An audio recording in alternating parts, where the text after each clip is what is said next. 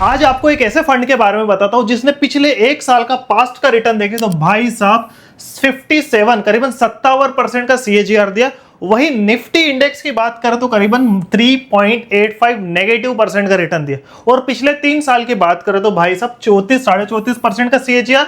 और निफ्टी की बात करें तो वही 9.5-10 के आसपास से सीएजीआर दिया। और ये अभी हाल ही का ही है, 31 मई 2026 तक की बात करें तो ऐसा कौन सा फंड है जो कि निफ्टी के मुकाबले ज्यादा दे रहा है। और इनफैक्ट निफ्टी तो चलो इंडेक्स है, और ये जो फंड है ना भाई साहब, ये भी इंडेक्स फंड है कि भविष्य में क्या रिटर्न मिलेगा ये तो हम नहीं देख सकते, लेकिन ऐसा कौन सा इंडेक्स है जो कि निफ्टी से ज्यादा दिया पास्ट में। और सबसे इंपॉर्टेंट, जो आम इन्वेस्टर और जो स्मार्ट इन्वेस्टर है ना, उन दोनों के डिफरेंस के बीच में पता चल जाएगा कि क्यों कारण है कि जो एक स्मार्ट इन्वेस्टर है वो ऐसे फंड के बारे में जाते हैं और इसके बारे में सोचते भी। सबसे इंपॉर्टेंट बात कहता हूं, देखो पास्ट का जो रिटर्न है ना वो इतने मायने नहीं रखता, क्योंकि आम लोग सिर्फ पास्ट का ही रिटर्न देखते हैं। और सबसे इंपॉर्टेंट जो चीज मायने रखती है वो ये है कि भाई साहब जो पोर्टफोलियो है ना उसके अंदर ऐसे क्या सामान है, क्या स्टॉक है, कहां डाइवर्सिफाइड करा है जिसके कारण ये इतना ज्यादा चल रहा है। सबसे पहले देखेंगे हम कि ये जो फंड है ये प्योर इक्विटी है जिसमें 99.9 करीबन 100% के आसपास ही। और इन्वेस्टमेंट है, ये फॉरेन का इंडेक्स है जिसमें पूरा इन्वेस्टमेंट भारी है। अब इस वीडियो की सबसे इंपॉर्टेंट बात, जिसके लिए वीडियो इतनी महत्व नहीं जितनी वो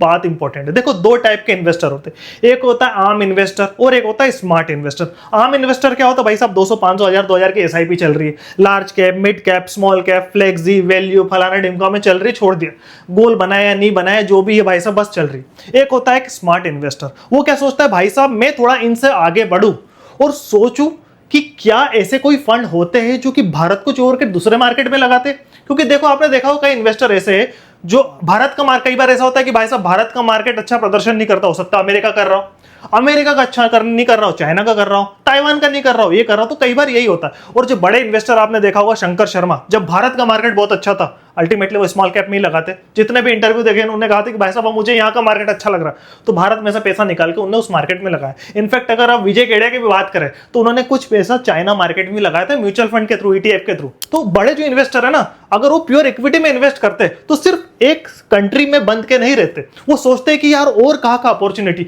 और देखो जरूरी नहीं कि भारत का मार्केट अभी खराब चल रहा हो तो दुनिया का मार्केट भी खराब चल रहा हो, ऐसा नहीं हो सकता। और ये जो इंडेक्स फंड है ना इसमें करीबन 100 स्टॉक है, लेकिन जो मेजर इन्वेस्टमेंट है, एलोकेशन है, उसकी बात करें तो भाई साहब पहले है Nvidia, Apple, alphabet, Microsoft, micron, Amazon, advance, Tesla, Broadcom, Facebook, इसके अलावा भी भाई साहब नेटफ्लिक्स भी है, पैलेंटियर है, जितनी भी बड़ी बड़ी कंपनी। और एक चीज आपने गौर करी होगी, अभी 2-3 साल से एआई का बहुत ज्यादा बूम चल रहा है। और इनफैक्ट जितनी भी बड़ी एआई की कंपनी है जो रिसर्च एंड डेवलपमेंट करती, आरएनडी करती, वो मैक्सिमम अमेरिका के पास है। चाइना में भी है, ऐसा नहीं है हर जगह, बट इंडिया में तो लगभग ना के बराबर। इसलिए आपने देखा होगा साल 2 साल से जो आईटी मार्केट है भारत का वो बहुत तेजी से गिर रहा है, क्योंकि कुछ है ही नहीं।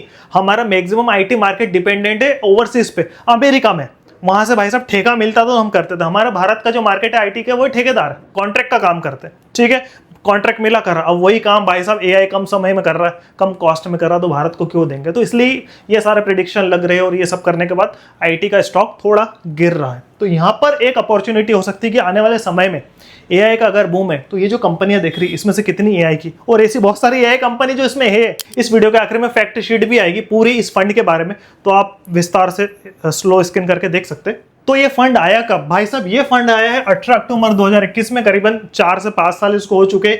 एयूएम देखे तो करीबन अभी कम ही है, 3629 करोड़, जो जैसे कि मैंने कहा कि भाई साहब आम लोग इसे नहीं जानते, ये एडवांस इन्वेस्टिंग में आता है। भारत के मार्केट से बाहर निकलने की अगर आपको जरूरत है तो इसके बारे में एक बार सोच सकते हैं। डेफिनेटली इंडेक्स फंड है। देखो यार, हम अपने भारत के लोगों को जानते हैं, भारत की साइकोलॉजी के जानते हैं। अगर मुझे चाइना में इन्वेस्ट करना है या अमेरिका में इन्वेस्ट करना है, जापान में इन्वेस्ट करना है, तो वहां के लोगों की सोच क्या है, साइकोलॉजी क्या है, हम नहीं जानते। तो सबसे अच्छा तरीका होता है इंडेक्स, ठीक है। और इंडेक्स खरीदना डायरेक्ट से उससे बेहतर यह है कि हम म्यूचुअल फंड के थ्रू, क्योंकि म्यूचुअल फंड की यही खूबी है, आप हर चीज, हर एसेट क्लास को एज अ म्यूचुअल फंड के रूप में खरीद सकते हैं। और एक्सपेंस रेशियो की बात करें तो डेफिनेटली 0.43% है, इंडेक्स फंड में यूं ही कम रहता है। और सबसे बड़ा ओवरसीज फंड है और उसमें भी इंडेक्स रेशियो इतना है। शार्प रेशियो की बात करें तो 1.49%। लास्ट वीडियो में बोला सर आपने शार्प रेशियो नहीं बताया, आपने डेविएशन नहीं बताया, तो मैं आपको इस वीडियो में बताता हूं शार्प रेशियो क्या होता है। इसका 1.49 है, करीबन ठीक ठाक है।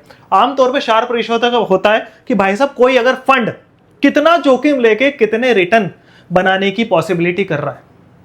आमतौर पे देखा जाए तो अगर 0 से कम है तो भाई साहब माइनस नेगेटिव बुरा माना जाता है, ठीक है। 0 से 1 है तो भी नेगेटिव मतलब बुरा अच्छा नहीं माना जाता। 1 से जो 2 है तो इसको अच्छा माना जाता है। 2 से अगर 3 है तो भाई साहब बेस्ट माना जाता है, और अगर 3 से ऊपर है तो आउट परफॉर्मेंस। पर कई बार देखा गया है कि भाई साहब जरूरी नहीं है जो फंड है वो हमेशा 2 के ऊपर या 3 के ऊपर, ये फ्लक्चुएट होते रहते हैं, क्योंकि हर स्टॉक का परफॉर्मेंस अलग होता है, फंड का परफॉर्मेंस अलग होता है। तो जब भी फैक्ट शीट आती है मंथ के एंड में और अगले महीने जब लॉन्च होती है फैक्ट शीट, तो उसमें पता चलता है। तो आमतौर पर देखा गया है कि इसका देखते कोई भी म्यूचुअल फंड अगर 1-1.5 के आसपास है तो उसको ठीक ठाक माना गया कि भैया वो जितनी रिस्क ले रहा है उस हिसाब से क्या रिटर्न जनरेट कर रहा है। तो अगर कम रिस्क लेके ज्यादा जनरेट कर रहा है तो उसको अच्छा माना जाता है, और अगर कोई ज्यादा रिस्क लेके कम जनरेट कर रहा है तो उस फंड में इन्वेस्ट करने के बारे में एक बार सोचना पड़ता है, भाई साहब मैं क्यों पैसा लगाऊंगा, इतना ज्यादा रिस्क ले लिया तुमने।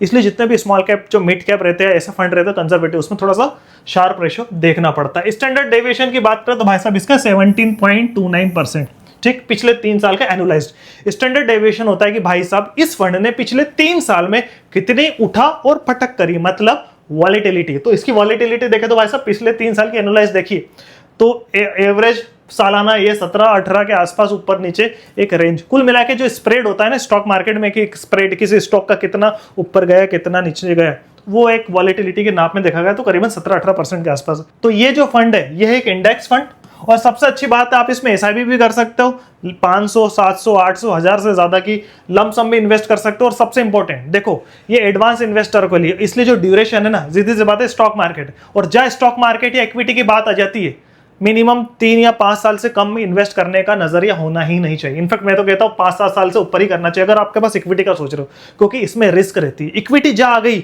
वहां रिस्क आ जाती है, भले लार्ज है मिड है स्मॉल है तो और ज्यादा है, बट फिर भी इंडेक्स है तो भी इक्विटी स्टॉक मार्केट ही, भले इंडिया का हो या बाहर का हो, रिस्क तो रहता है साहब, ठीक। तो ध्यान रखना अगर आपका 5 साल या उससे ज्यादा नजरिया है तो इसके बारे में आप सोच सकते हो, एक बार देख सकते हो। दूसरा, अगर आप नॉर्मल एसआईपी कर रहे हो, नॉर्मल इन्वेस्टर हो कि 500, 2000, 5000 की एसआईपी कर ली large cap mid cap small cap में, फ्लेक्सी में, जो भी आपने कई सजेशन दिखाओ, ठीक है। उसके बाद एक और ऊपर जा रहे हो और आप सोच रहे हो मेरे पास अब पैसा आया, अब मैं इन्वेस्ट करना चाहता हूं स्टॉक मार्केट में ही म्यूचुअल फंड के थ्रू, लेकिन मैं भारत के बाहर देखना चाहता हूं कि अभी भारत का मार्केट अच्छा नहीं, तो कहां हो सकता है। तो उन लोगों के लिए जो इस नजरिए से सोच रहे तो उनके लिए हो सकता है, मतलब ग्लोबल डाइवर्सिफिकेशन जो कर रहे, ठीक है। इसलिए बड़े इन्वेस्टर देखना ग्लोबल डाइवर्सिफिकेशन ही कर रहे। अगर उनका 80-90% स्टॉक मार्केट में, तो 90% सिर्फ इंडिया के स्टॉक मार्केट में नहीं हो सकता, 50% यहाँ होगा, 20 वहां होगा, 30% यहाँ होगा, और वो रोटेशन करते रहते, यही तो उनका काम रहता है।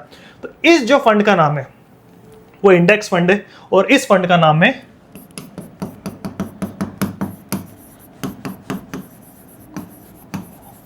ICICI Pru Nasdaq 100 index fund, ठीक है। यह इंडेक्स फंड नैस्डैक, ठीक।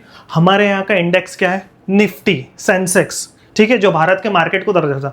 अमेरिका का जो इंडेक्स है वो कौन है, नैस्डैक, डाउ जोन्स, रसल, ठीक। ये अमेरिका का फंड है, मतलब अमेरिका के अगर इंडेक्स हो, जैसे भारत में निफ्टी ETF खरीदते हैं, इंडेक्स फंड खरीदते हैं निफ्टी का, उसी तरह अमेरिका का इंडेक्स फंड खरीदना है तो नैस्डैक 100, मतलब ये अमेरिका का फंड है। और आपने देखा होगा भारत की इकोनॉमी और अमेरिका की इकोनॉमी में जमीन आसमान का फर्क है।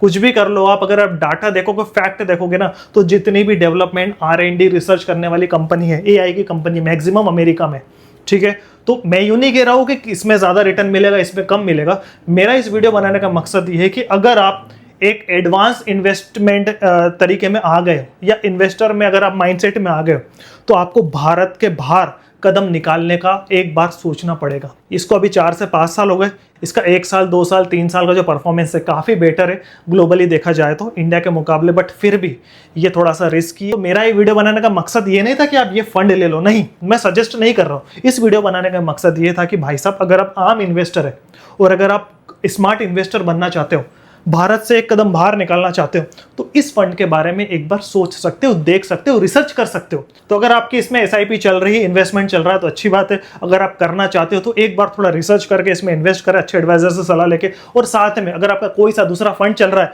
जिसके बारे में पूछना चाहते हो कुछ भी, तो नीचे कमेंट कर सकते हो। अगर आपको वीडियो अच्छी लगी तो लाइक करें। नेक्स्ट किड्स फंड के बारे में आप चाहते हो जो भी हो नीचे कमेंट करें। अगली वीडियो में जल्द ही मिलेंगे, तब तक के लिए bye bye, thank you very much.